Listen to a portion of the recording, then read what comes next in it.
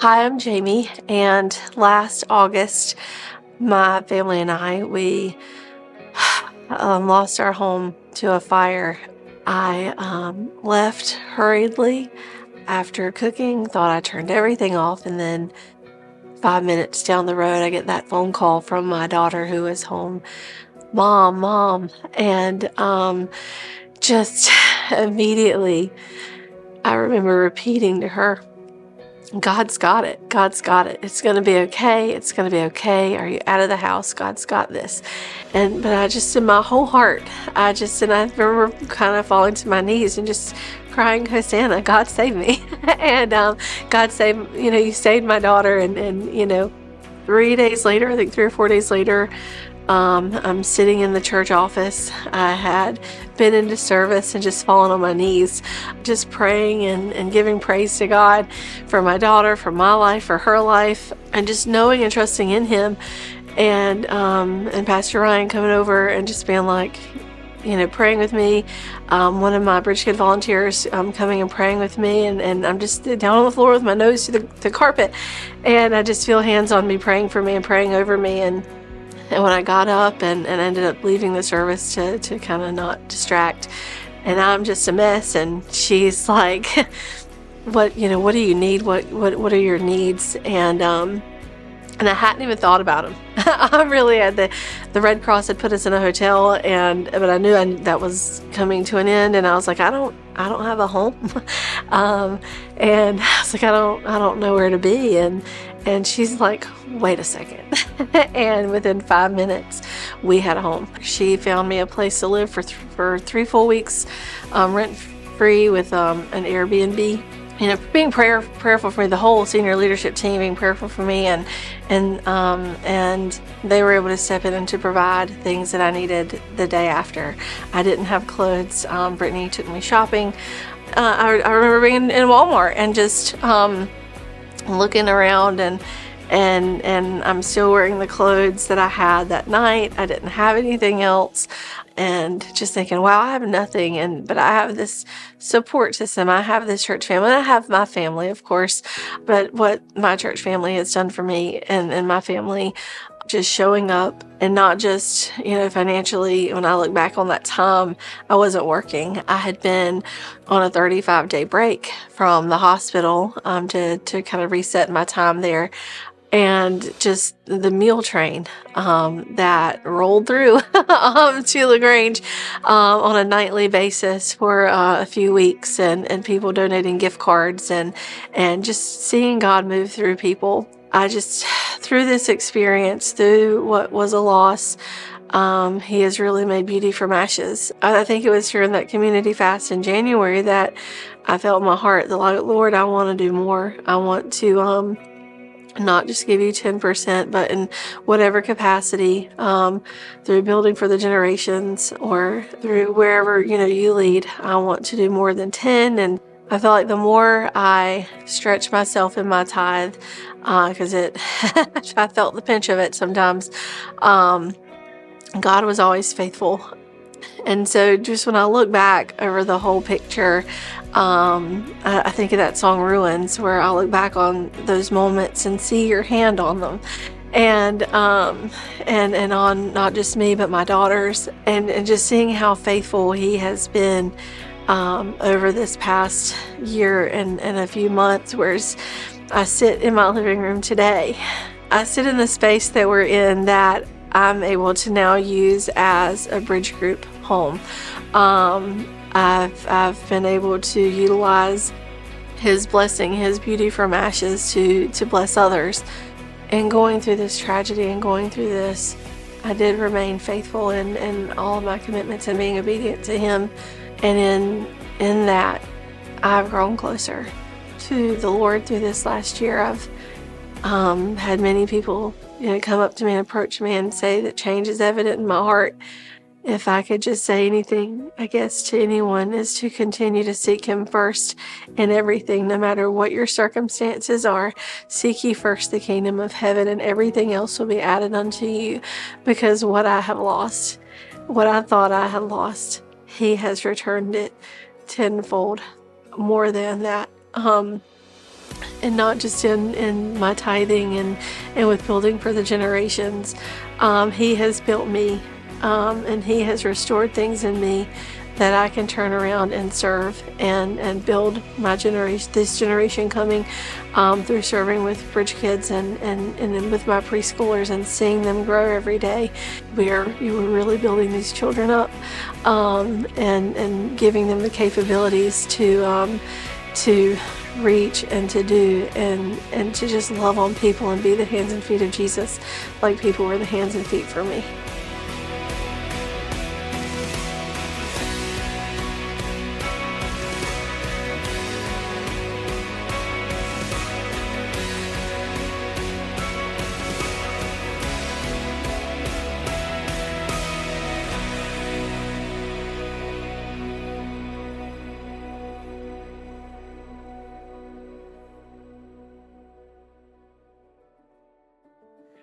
Hi, I'm Melanie, and my husband Enoch and I got married in 2014.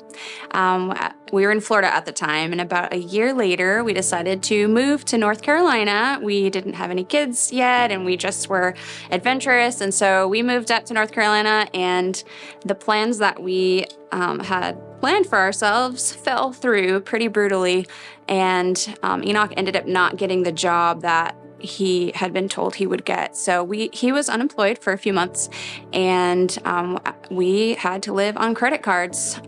We didn't have fancy things. We didn't have fancy cars. We were just trying to buy food and pay our utility bills. And so that was the start where we didn't ever get out of that debt that we accrued. It just kept piling on, just trying to survive. A few years later, we ended up getting pregnant with our first kid, and we were super excited, but unfortunately we didn't have health insurance. And so we had to pay for that out of pocket, and it was extremely stressful. I really didn't know how we were going to pay for that. Somehow we did, probably on credit cards. So that debt just kept piling up. And so in 2019, she was born, and we ended up going through a bankruptcy a few months later. I didn't even know what that word meant. A family member had recommended doing it, and we trusted them, and they were just giving the best advice that they could. And so we ended up going through that. It was really challenging. There was a lot of things we didn't know, the aftermath of going through a bankruptcy, that were going to happen. So we were having a really difficult time, and I can definitely say I understand the stress and the embarrassment of having to ask for help. There were times that our checking account had $0 in it, and we didn't know how we were going to eat. My husband definitely lost a lot of sleep during that season, just wanting to provide. And we just were doing the best that we could, and it really wasn't good enough. So after about a year or two later, we found Dave Ramsey, and we started following his plan and something that he teaches, which we love. He's very biblically minded. He teaches to tithe. And we had never really done that. We did it here and there when we thought we could afford it, but it was more of a checklist when we could do it than anything. And so we understood that we are stewards of the things God gives to us, especially finances. So every paycheck we got, we would tithe a portion of that. And that was a turning point for us, because we started to see so many things of God's faithfulness. We would randomly get money given to us where we were not expecting it. Someone handed us $1,000 one time, and we were just blown away.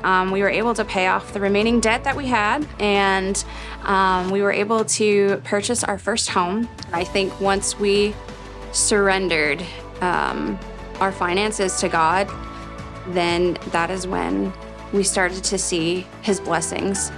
And we don't tithe because we have to, because we want God to give us things, but we tithe because we're stewards of the money that's given to us, and we didn't understand that before the bankruptcy. And we know now that God wants to bless us, and He wants to give us gifts. And when we are faithful and we trust Him and we are good stewards of the things given to us, then He will.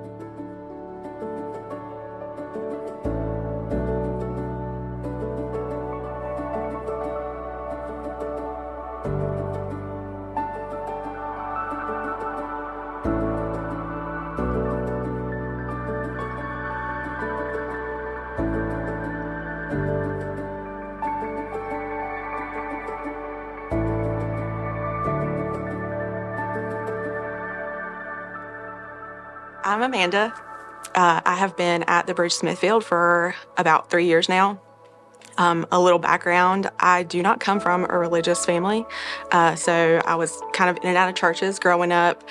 Growing up in Princeton, you kind of see everybody going to church. That was the thing you did, so my parents would, throw me on a church van and we would go about our way. And so as I was growing up and, became a young adult and I was out on my own, I would go to churches here and there and, just kind of bounce around, but I was not living my life as, a Christian should or a Christ-like way.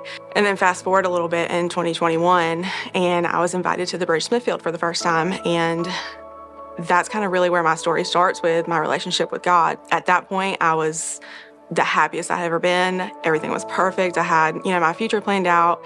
Nothing could go wrong until it all did. And I am somebody who has always struggled with anxiety and depression and childhood traumas and trust issues, all of those things. And I never really dealt with those the way that I should or, got treatment for those things. And so here anxiety came just creeping back in my life, and it came on full force. And one of the ways that I would try to cope with anxiety was controlling things. So I would try to control schedules. I would try to control all these outcomes in my life. And if I had control, then, what was there to be anxious about, right? So I just had all this anxiety, and I was taking it out on the people that I love the most. I was pushing people away that I love the most. And I was checked out at my job, and it was affecting my day-to-day life. And so I got to a point where I just lost what felt like everything that I loved, I just pushed it all away. And so I hit this really, really low point and what really felt like rock bottom. And so, this whole time I had been at the church. I was serving in the preschool, but I was kind of just doing, the day-to-day stuff. I would be there most Sundays.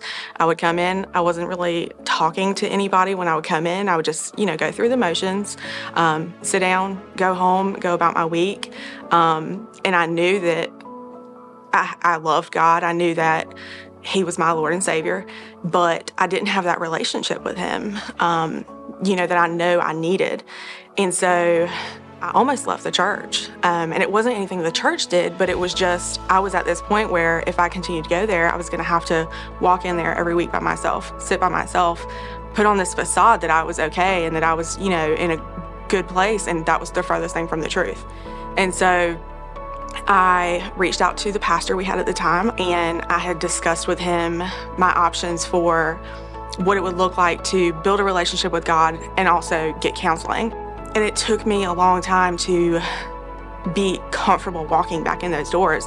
And I was doing it, but as I was doing it, some weeks, that was the only time I left my house. I worked from home, so I didn't have another reason to leave. And I think for maybe 6 months straight, I came in and I cried every Sunday. And I would just put my blinders on. I would come in, sit down, leave the service, and that was it.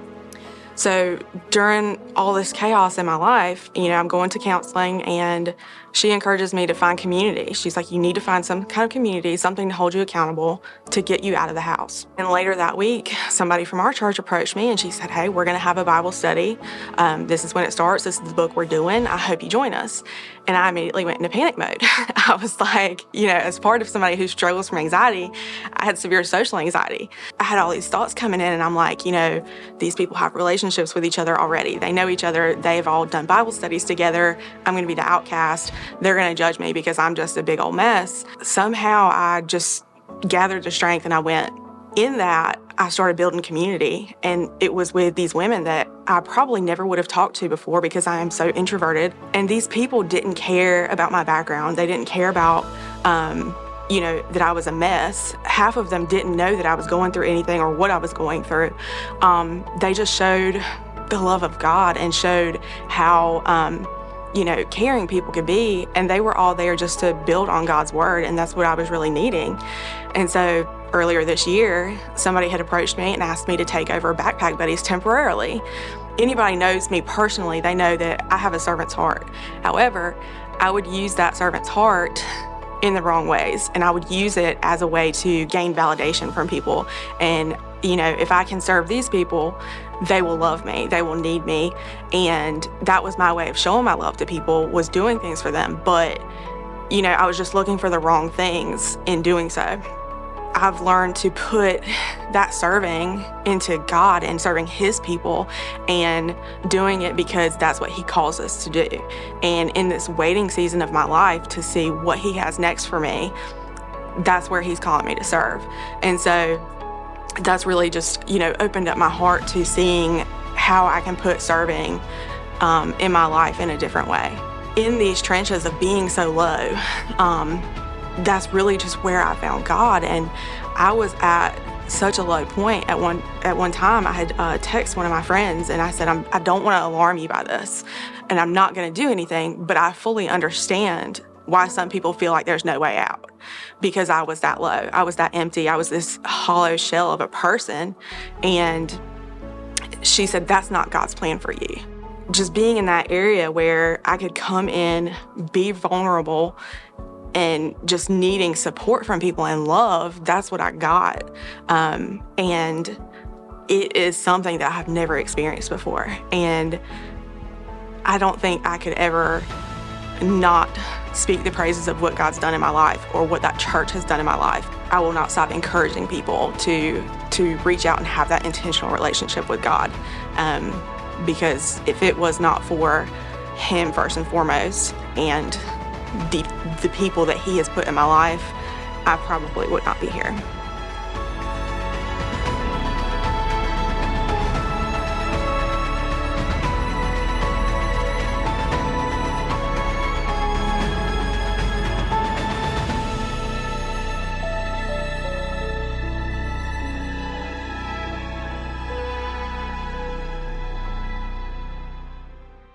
Hey, my name is Christine.